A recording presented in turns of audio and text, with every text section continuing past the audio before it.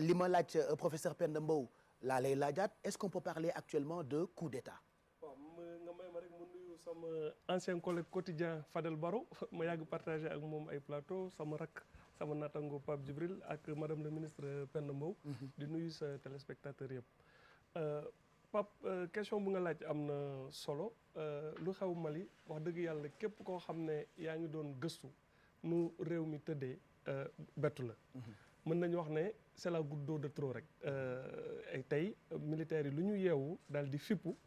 nekk mutinerie boo xam ne jël na contour coup d'état parce que lu professeur bi wax c'est très important xam nga mbir yu mel nii ba léegi ñu koy def ñi du ñu jamais revendiquer ne ñun coup d'état la ñu def suñu ay militaires jëlee pouvoir keneen moo koy qualifié de coup d'état mais ñoom dañ naan la créé nañ benn comité de redressement national un comité de salut public wala et cetera dinañ wut benn kuréel boo xam ne wut ay justification yu tax ñu nërmal nguur gi mais duñu mus a taxaw ne ñun dañoo def coup d'état mais ku jël président teg ko loxo teg premier ministre loxo teg ministre des finances loxo ministre des affaires étrangères arrêté ay hauts gradés génn sa camp daal di dugal ci capitale ba mën nañu loolu su dul coup d'état xaw ma lan mooy coup d'état maintenant problème bi mooy effectivement est-ce que dina antu wala du antu secrétaire général ONU condamné na ko Union africaine condamné na ko CEDEAO condamné na ko France am fa taxawaay am fa doole dinañ ci ñëwaat trop ak opération Barkhane seen ministre des affaires étrangères condamné na ko officiellement donc situation bi doy na waar président bi ñu ngi xaar mu daal di def déclaration wala mutin yi ñu leen jiite ñi ñu daal di ko revendiquer officiellement am na ay tur yu rot am na ñu ngi ciy tudd ay colonel ak ay généraux wax nañ colonel Malick Diaw ci meneurs yi la bokk tudd nañ ci général Fantama di Dembélé tudd nañ ci colonel Sadio Camara ñoom ñooy tur yu génn gum yi est-ce que am na ñeneen ñu nekk seen ginnaaw parce que coup d'état dafa xaw a compliqué nekkul toujours ñu ñuy njëkk a gis ñi rek ñoom ñoo ko jiite am na ñu nekk ci ginnaaw mën na nekk sax ay civil yoo xam ne bokk nañ ci commanditaires yi parce que situation bi dafa doyoon waar képp ku doon suivre Mali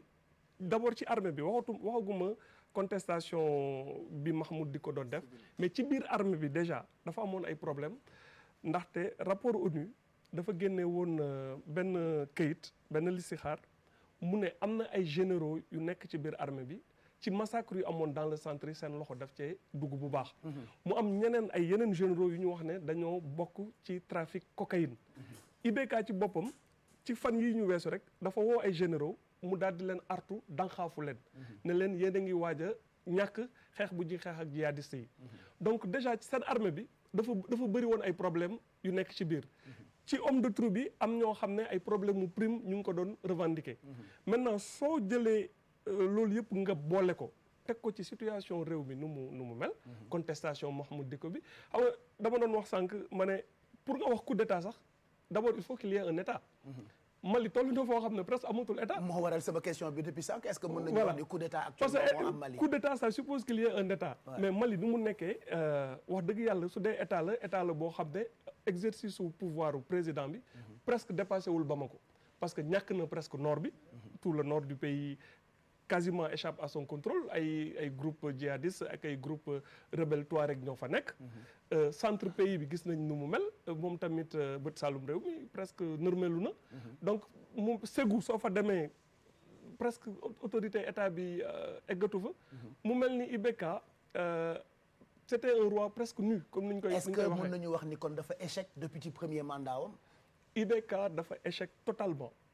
Parce que c'est très important question bu nga posé pour ñu xam fan lañ jógee xam nga dans une situation il y a toujours lu ñuy wax des causes lointaines des causes proches causes lointaines yi suñ ci bëggoon dugg day xóot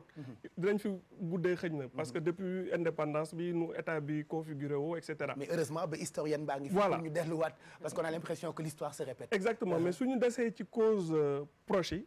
IBK ban contexte la ñëwee au pouvoir ci contexte bu Amadou Haya Sanogo defoon coup d'état le capitaine Sanogo te loolu moo ci reetaanlu Sanogo Kati la jóge woon moom ak ay mutins ñu daal di dem nërmel nguur gi ñu jëlee fa président Amadou Toumani Touré en 2012 daal di ñëw def seen junte militaire toog ci biir Kati lëmbe réew mi ba ñu jëlee leen fa mu am ay règlement de compte seen biir ñoom militaires yi tey ci même camp boobu noonu le coup d'état bi mutinerie bi démarré waat mu mel ni c'est l'histoire qui bégaye qui se répète mu nekk loo xam ne c'était dramatiquement prévisible parce que ñëpp xam nañ ne camp boobu noonu ci yëngu-yëngu yi am Mali dernièrement yëpp fa lay jógee IBK nag moom bi muy ñëw après coup d'état Sanogo bi ci benn anam lañ ko falee woon mooy réew mi nërmalu woon na nërmal boo xam ne dafa ñëw mu créer benn slogan mu ne le Mali d'abord ñu jàppee ko comme moom mosoon na fa nekk premier ministre ñu ne kilifa la ku am poigne la moom mën na régler problème mu réew mi mu defee ko campagne ay nit jàppale ko ñu jox ko réew mi mais ñu gis ne déjà ci premier mandat bi li mu doon wax le Mali d'abord daf ko transformer en ma famille d'abord premier problème mu Mali bi teg nit ñi teguñu ko ci table bi mooy Karim Keïta donc fa la frustration yi tàmbalee ak doomam nga xam doomam ne ak famille député la parce que contestation yi nii ñu ngi jógee ci ay élections législatives yoo xam ne dañuy jàpp ne Karim dafa jël ay ñoñam dugal leen ci biir liste yi ñu dóor leen fi ñu bokkoon ba pare ñu valider leen ñu leen ñoom ñoo gagné ñu jël ci président assemblée nationale parce que baax na ñu xam fan la problème yu jógee loolu ci premier problème yu tax contestation bi daal di jëpp Bamako bu ñoom Mahmoud Dicko bi bokkul ak yeneen yi mooy lajj yu ñu lajj ci yore kaaraange réew mi affrontement ethnique yi et tout ça voilà loolu yëpp soo ko boolee IBK mel ni amatubaab bi ci seen histoire peut-être professeur bi moom ko gën a xam amoon nañu ay njiit yu ñu tuddee woon des rois feignants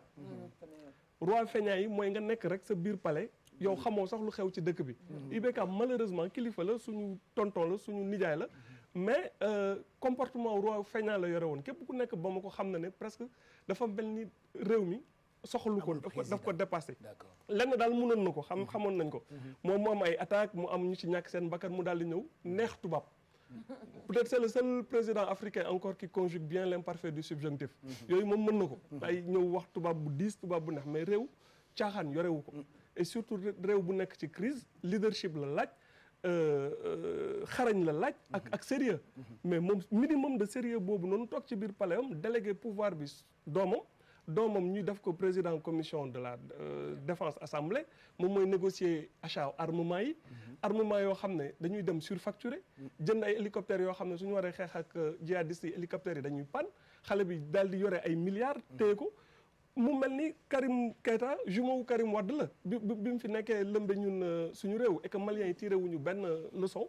jàpp naa ne yooyu noonu bokk na ci lu nërmel nguuram tey. voilà frustration yooyu sax moo tax mouvement yu bëri mer ba fippu